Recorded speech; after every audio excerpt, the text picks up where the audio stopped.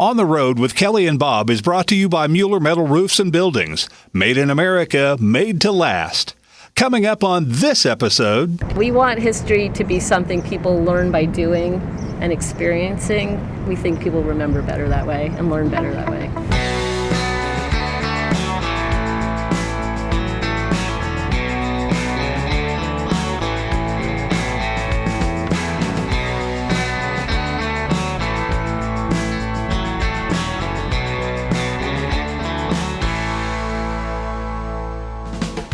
Hi, we're Kelly and Bob Phillips, and we're on the perpetual road trip of America's back roads, where the journey is always the destination. Hello, and thanks for joining us for this episode of On the Road with Kelly and Bob. I'm Bob Phillips. And I'm Kelly Phillips. Bob, do you know what we will be celebrating throughout the year 2026? Please tell me that this isn't like some sort of extended anniversary or something I've forgotten. No. I don't have any idea. No, you are not in the doghouse. It's the 250th birthday of the United States of America. Yeah, right. It's called the semi-quincentennial, but it can also be called the sesquicentennial or the bisesquicentennial. All of those. Well, you know, of course, that I will never remember all of that. That's okay. Let's just pick one and we'll go with it. All right. Well, the only reason I'm bringing it up is that we will likely be celebrating this momentous event with a special series of stories from all across the country in 2026, of course. Yeah, that's the plan. But I thought we could give folks a sneak preview with this one from Delaware. We have a full-scale replica of the original Kalmar Nyckel, which was a Swedish warship that came here in 1638 to establish a colony for the Swedes. The Swedes saw the British and the Dutch making a fortune in their colonies, and the Dutch actually controlled this area, which is now present-day Wilmington, Delaware. But Peter Minuit was the governor of New Amsterdam. He got fired. Jen Ross is in the middle of a story about a ship and a settlement and even some people you've probably never heard of. And while it is a story about the early day founding of the new world we now call the USA, you won't find it in most history books, except here in Delaware. He got summarily pulled back to Amsterdam. He was not happy about it. He went to the Swedes, who at the time were a naval power, and they wanted in on this action. This was a merchant ship. It was all about beaver pelts and trade. Peter Minuit went to the king of Sweden and said, I know this area that's completely unoccupied by the Dutch, and there's this small river where I can navigate a ship, and it's deep enough and protected enough that I can land a ship there. I know the native language, and I can establish a colony there for you. You just need to give me the ships and the goods, and I'll do it. And so they said, yeah. We all know the stories of the Pilgrims, of Columbus, of the Mayflower landing at Plymouth Rock, the founding of Jamestown, and all of that. It's in every American history textbook that you can find. But how about the story of a ship called the Kalmar Nyckel and a settlement named New Sweden? No? Well, the school kids here in Delaware know all about that stuff. And it's in part due to the work being done at a nonprofit that went to the very expensive trouble of building a full-scale replica of the Swedish warship that brought settlers here almost 400 years ago. Peter Minuit was the expedition leader. They brought this ship. They had a smaller ship with it. The ship landed at these rocks because he knew these rocks that formed a natural wharf, which I never really thought about. You sail across the ocean, where do you land? There's no dock. Nobody's built. There's nobody waiting to catch your lines. But there's these rocks that formed a natural wharf right off of this, which is now Fort Christina Park. The ship landed there with soldiers. They left the soldiers here. They built Fort Christina Park and established this as the colony of New Sweden. New Sweden is not really in the history books much. It disappeared 17 years later without a battle to the Dutch and got absorbed back into the other colony, and we never study it. We call Kalmar Nyckel the Mayflower of Delaware. The story of the Kalmar Nyckel does not naturally fit into the current Jamestown, the Mayflower Mayflower, Plymouth Rock. We don't fit into that narrative, and the colony just disappeared. It's just kind of a sidebar it is. to what's really taught in the schools. So in Delaware, they teach it. We teach it here, and we're in the curriculum, and we're very involved with the curriculum, and we're very involved with school children, and we bring them here, and they learn about the Kalmar Nyckel. But honestly, till I moved to Delaware, I didn't know about the Kalmar Nyckel either. In fact, we have a beautiful documentary we produced, and the name of it is The Forgotten Journey. We are walking aboard the tall ship Kalmar Nyckel. This replica of the Kalmar Nyckel is as close to the original warship as it can possibly be, except for the crew that operates it. Now, the original 1638 vessel was made up primarily of soldiers. The replica is crewed partly by volunteers, overseen by a few sailing pros, and that original crew was all men. Not anymore. Nowadays, we have this awesome replica, which we're very privileged to get to take out and sail and work with and really try to understand exactly how it works, understand some of the history and the technology. And you are the captain. Yep, my name is Lauren Morgetts. I am the captain of the ship.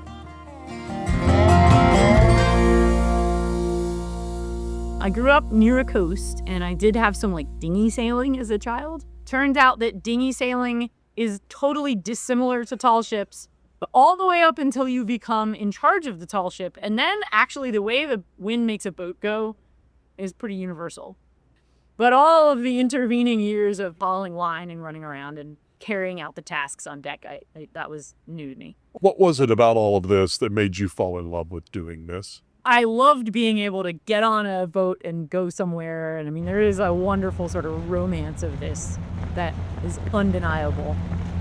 I actually discovered tall ships when I was an undergraduate in college, and I did a semester program, think of study abroad. It was amazing, and I fell in love with it. And I really love the education component, the sort of opportunity for having conversations on all different subjects that really come to life through the ship, but also the opportunity to work in this amazing community of people. You've probably never heard of the Kalmar Nyckel tall ship or any of the stories that go with it.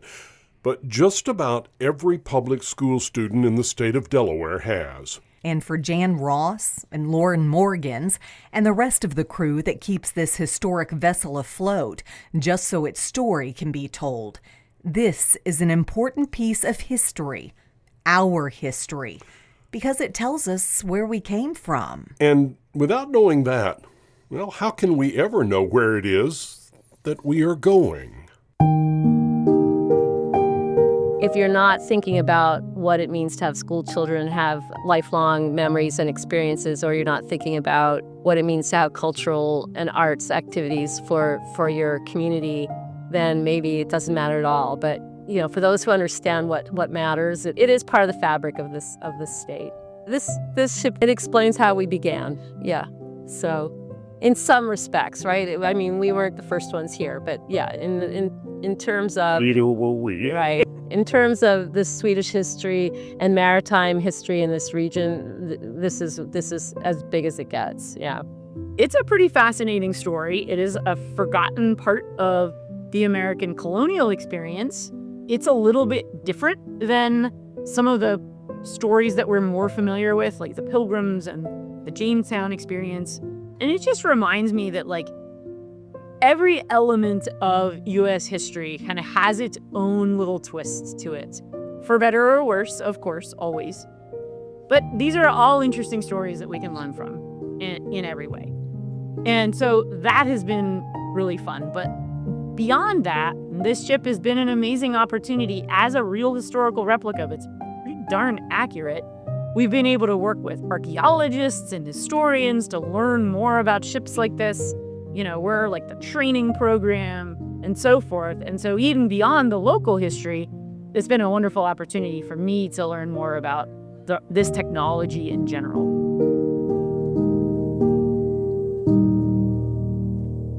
One of the things that we noticed during our trip to see the tall ship Kalmar Nyckel was the relationship between the people who work there, both for the foundation that makes all this happen, and the folks who crew the ship. Yeah, it's this kind of camaraderie that's hard to find in today's workplace. These folks aren't sitting behind some computer screen. They are launching and steering a large vessel, sometimes loaded with school kids, just so they can learn and understand an important part of history. It seems there could be a lesson to be learned just from that, too. 350 plus years ago, the original ship came from Sweden via the Netherlands because it got damaged in a storm. It was supposed to come here or in the fall. It came in the winter. It was a grueling trip. If you can imagine being out on the ocean with no heat and no plumbing and not enough food for 3.5 months on the Atlantic Ocean. It's pretty rough in the winter, but they landed here on what are called the Rocks in Fort Christina Park, which is just 200 yards from our current site. And that's really why we're located here, was because the original ship landed here. If you could imagine the size of the Swedish crew that came on each ship, they were all men on the first crew and soldiers to start to build a fort and establish the colony in New Sweden. This model is completely clothed in clothing that was made by hand at the Vasa Museum in Stockholm. You know, our current day crew are a lot taller. We've got all genders and all nationalities, and about half our crew are women. The only way they kept from getting scurvy was to eat sauerkraut. That's one of the things we teach the school children is that sauerkraut will keep you from getting scurvy because it actually has vitamin C in it. But let's go upstairs to the second floor. That's the main Maritime Center. The Maritime Center doubles as not only a museum, but also a learning center because we spend most of our time with school children. So weekdays, we're not only doing programs in the building, but also on the ship. In the winter, we have to maintain the ship, so we don't sail from November to April. And then mid-April, we start up again with sails. So this time of year, we're doing sails every day, twice a day for school children. We open the museum in the afternoons to the public. What I always say is we all have memories of 1 or 2 field trips from our childhood that you remember almost like you might remember like your kindergarten teacher. There's just 1 or 2 you can just remember something that you'll never forget. And visiting the Kalmar Nyckel, you know, for most children, it's certainly their first time on a call ship and maybe their first time on any kind of boat at all. And it might be the only vessel they ever sail on in their whole life. So they get on the ship and they're just completely in awe. And they're so busy learning the mechanics of what's going on, they often forget to look up and look around and realize the ship is actually moving. We're located on the Christina River here in Wilmington, and it's a narrow river, so there's really only one way to go. It's up and down. We go about 45 minutes up to Chase Center and sort of the more populated, restored area of the river here in Wilmington, and then we turn around and come back. So it's an 1.5-hour sail, whether you're a passenger for the public or for school. It's a 90-minute sail, which is a nice cruise. There are very detailed records in not only the archives in Stockholm and Sweden, but there are also a lot of records about how the ships of this type were built in the Netherlands. So we researched all that before we built this full-scale replica. It made 8 Atlantic crossings, 4 round trips, which was more than any other ship of its day. It was incredible. It was an incredibly well-built ship. The fact that it stayed together Yes. for that many journeys. Yes, they tend to break apart and not last. They're wooden. Here we are. Here's our ship right out here. We're looking at it here from the balcony of the Maritime Center. She's not completely uprigged at the moment, but the main mast flies the flag of Sweden. We actually fly the Dutch Royal Swedish flag, and we've got the flag of Finland because Finland was a subject of Sweden at the time. And we also flag the Dutch flag because we were a Dutch-built ship. And then the country of origin, of course, is always on your stern. So our ensign is the United States flag. And a huge U.S. flag on the stern. It's a very proudly flown flag of the United States. And then on our bow, we've got the state of Delaware. So Now, this was a warship when Yes. it came over, yeah, but never had a battle. it did have battles. It was part of the Royal Swedish Navy, and it was in a lot of battles. But then for about 8 years, it was subscribed to these missions. So no battles here. No They didn't battles come here. here and fight the No Dutch, battles sure. here. But it did meet its demise in a very bloody battle in 1652. After the ship got decommissioned by the Swedish military, felt that it had outlast her, military life, she was sold back to a Dutchman, and then he actually leased it to a group that was guarding the very valuable Dutch herring fleet. So all the fishing boats that were fishing for herring in the North Sea, which was very much contested with England. So it was the beginning of another series of wars, but with England, but they were out fishing and protecting the fleet. There were about 500 boats out.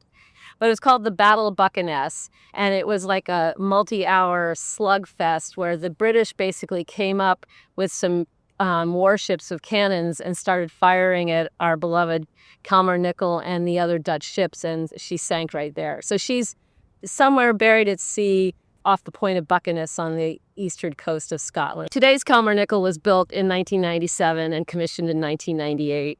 And so we just celebrated our 25th anniversary a couple years ago. And she now sails about 2,400 miles every year up and down the coast. We go as far south as Norfolk, Virginia, and we go as far north as New England, Provincetown off the tip of coast, Cape Cod, and Portsmouth, New Hampshire. Was this replica built using plans for the original one, or Yes. is a lot of guesswork, or how? Yes, we had a master shipbuilder who researched the plans in the Dutch archives. They went to Stockholm, found the records of the ship there, and then they hired master ship designers from Annapolis and designed this ship. And it took a lot of years and a lot of hard work because there was no one party funding it. They had a couple of mistrials. They bought a bunch of wood, and before they finished raising enough money, it rotted, and then they had to start again. But 1997 is when the ship was finally launched, and hooray for the people who made that happen, because we have a great life at this boat. Are there still today a lot of Finns and Swedes in this area? Yes. So because this was a destination by Sweden in those early days, there is still Old Swedes site, which is Old Swedes Church, and there's a burial ground there, which is just a couple blocks from here, which you can visit if you come here, and they give tours of the church, and they also have an example of an early house from that era. So yeah, the people who came here and sailed there are all buried in that cemetery. There's a big Swedish population. So here. this ship is really important to the history and the culture of of Delaware. Of Delaware, yes. The Swedes seem to have forgot about it. We work with the Swedes pretty closely, the people of Kalmar and Stockholm. But when we produced our documentary, we were actually telling them their story of how they Because they didn't forgot. know. No, it has not been well documented by the Swedes. Yeah, partly because it was just a short-lived. I don't know what you call A it. little venture. Yeah, it wasn't It's into the new world. exactly venture to the new world. We do say it was the beginning of international trade with Sweden. So the rocks are a designated site on the National Underground Network Railroad to Freedom, which is part of National Park Service. Harriet Tubman and a man named Captain Fountain were very active using this site because they could land his boat here and sail people to freedom in Philadelphia. There were a lot of records of Harry Tubman also using the nearby train station because the train is only about a mile walk from here. They would either meet people by carriage or by foot coming to a boat or getting off a boat and getting into a carriage and hiding in the back of a wagon to get to freedom, to really Philadelphia was freedom. Sadly, Delaware, we call ourselves a border state, but actually there were bounty hunters. We're right here in this area waiting for people to cross the river or come up this way. So they were seeking the bounties to capture these quote-unquote runaways and send them back to their masters. So we try to do as much education on this location as we can because we share the landing site from the Underground Railroad. So this is my 7th year here. I've learned so much working here about Delaware history, about the history of the indigenous people, and sadly about our history with slave trade, and there's a lot to learn here. But we like to say learning is fun, and we're all about hands-on. History is our hallmark. We want history to be something people learn by doing and experiencing. We think people remember better that way and learn better that way. One of the most interesting things about sailing on our ship is that our crew is almost all volunteer. We have professional captains and mates who are highly trained, and a cook, of course, that we have to pay to feed our crew. But the crew, everybody else has a blue shirt, and they are all volunteers who've taken our training class and passed all kinds of rigorous safety and seamanship classes. But the crew all know and love the history of the ships. The crew of our ship loves to talk about the history and explain the story of the Kalmar Nyckel and where it came from. And they will also give you some lessons in how some of the mechanics work. The funnest thing about going on the ship is you're invited to help pull lines and set sails. And you could even help sing a shanty while you do it if you want to keep the rhythm. We do know the general size of the ship, and the way we get that is from how much cargo she could carry and how many cannons she could carry. The original Kalmar Nyckel did spend a significant part of her life as a naval ship, and so we do know what her armament was. And she also carried cargo, so we know what her capacity was. But then there are other aspects that we don't know every detail about. Generally speaking, when you look at her from the outside and you look at the rigging and so forth, that's probably pretty accurate. There's really no job on the ship that you can do alone. And so you really have to learn how to participate in a macroorganism system. And that's actually pretty unusual nowadays. You know, we tend to sit behind a screen or in the little box on Zoom. That actually has like some really nice opportunities, both for kids and for adults, to learn a lot. What can you learn by doing something like what you do right now? Well, academically, I think the sort of history element is kind of an obvious one, but also physics is a huge part of what we're doing because nothing on deck is mechanized in the modern sense. We use all like levers and blocks and tackles, and everything is human power that is multiplied by simple machines. So that's a really cool way to sort of excessively get at some of those physics concepts, but also the math involved in a way that's fun for kids. It's not, and fun for adults, I mean, too. And then, you know, things like geography and navigation and all that, those can all kind of pour into the various different academic subjects as well. Outside of that, I think teamwork is the underpinning of the whole thing. But an example would be when we're steering the ship, the helm, like the actual steering mechanism, it's not a wheel.